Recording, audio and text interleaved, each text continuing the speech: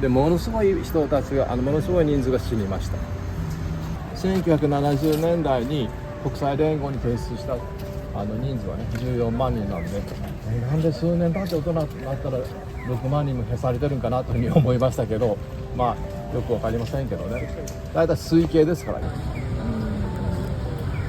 加害国なのになんで被害者の顔をしてるんかっていうのをね言われたそうです。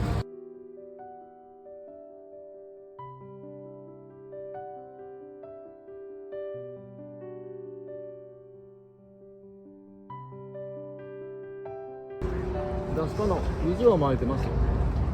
渦を巻いてるのはこの川の入り口のところの上にちょっとそういうんですけど、あと説明しますけど、また3階建てに見えるよね、見た感じ、見た感じね。新地から非常に近いんで、もう肌がただれて地面に肌がこう下がって地面にくっついてね、歩くのも大変だった。だからこういうふうにこう見てください。こうやって歩いてるでしょ。っていうのは垂れ下がった皮膚が地面にくっつかないようにこうやって持ち上げてるみたいな、足もねぐらい。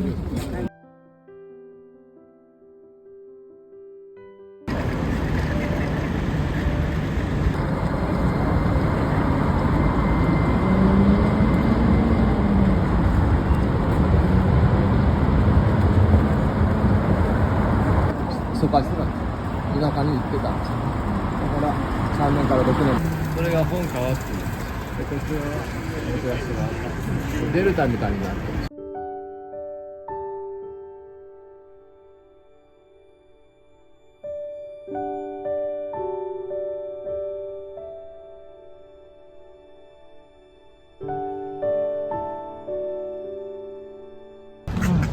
簡単に溶かして、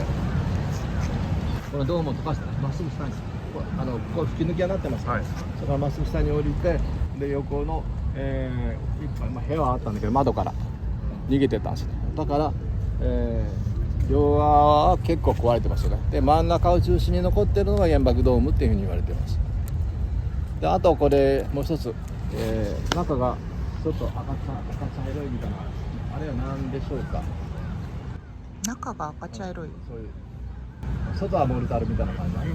レンガですよ。レンガっていうのは上から夏雪に対して非常に強いっていうふうに言われています。そう思うだからこれはもしね、あそこにさっき言いましたけど、うちの母親がいたドームのサッカーのスタジアムのね、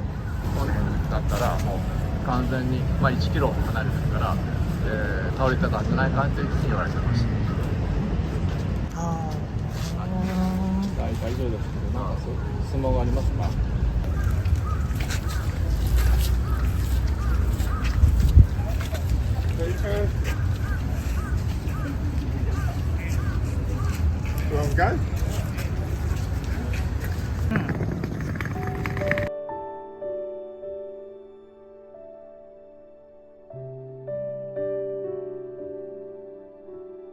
今はだから1個の爆弾、核兵器の爆弾、原爆が当時の3000倍から4000倍ぐらいの力を持ってるので、核武装するとか意見もありますけど、そんなことしたら大変なことになります。もう日本なんかはもうね、で帰っていった人も多いんですよ。それは生き残って帰っていった人も多いんですけど、2、3万ということ8月の時点でそうなんですよね。あれからもっともっと亡くなってらっしゃいますけど、原爆でね亡くなった人でも主にも被爆者健康手帳を持ってる人です。原爆手帳持ってない人いっぱいいますから、なんでか言ったらすごい差別があったんですね。手帳をもらうと被爆者という1955年に東京都庁を作られた丹下健三先生っていう人が、当時は助教授だったんですけど、ここに作られたんですね。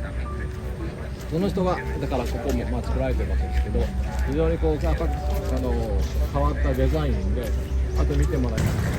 これはですね、手の形をこうやって広げて上に向けているんですよね。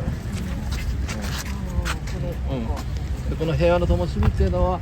この地球上から核兵器がなくなるまでずっと燃え続けてます。だからもう半世紀以上燃えてる。消えないんです。なんでかわかりますか？燃料が違うんですよ。ガスなんです。だからなかなか消えないんだ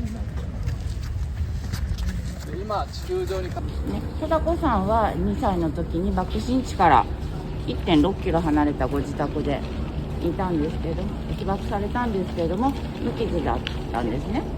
なんですが、その避難する途中で黒い雨に当たって被爆されてしまいました。